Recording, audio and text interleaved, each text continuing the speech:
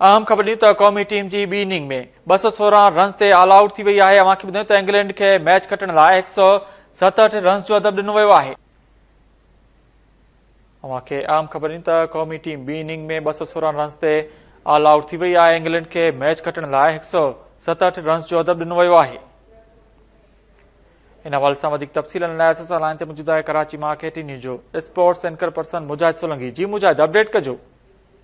Taste match से बदल series जेकी पाकिस्तान इंग्लैंड के विच में जारी है ऐं अॼु टी टेस्ट मैच जो अॼु टियों ॾींहुं आहे ऐं इतफ़ाक़ सां टे ॾींहं पाकिस्तान जी जेकी टीम है पंहिंजी ॿी इनिंग में मुकम्मल तरह सां उन्हनि जी बैटिंग नाकाम थी है। 216 रन स्कोर करे पाकिस्तान जी टीम आउट थी वई है। अहिड़ी तरह इंग्लैंड के टी टेस्ट मैच में खटण लाइ 167 रन जो टारगेट ॾिनो वियो आहे। पाकिस्तान जी बैटिंग की ॻाल्हि कजे त बाबर आज़म 54 रन जी इनिंग खेॾी, सऊद शकील 53 रन जी इनिंग खेॾण सां गॾु अब्दुल्ला शफीक 26 ऐं शान मसूद जेको आहे उन 24 रन जी इनिंग खेॾी। पहिरीं टेस्ट मैच खेॾंदड़ इंग्लैंड जे रेहान अहमद शानदार बॉलिंग जो मुज़ाहिरो कंदे 5 विकेटूं हासिल कयूं। पहिरीं टेस्ट मैच में 5 विकेटूं हासिल करे उन बि शानदार कारकर्दगी जो मुज़ाहिरो कयो, जॾहिं त जेक लीच 3 विकेटूं हासिल कयूं। जोए रोट ऐं मार्क वुड जे हिसे में हिकु विकेट आई।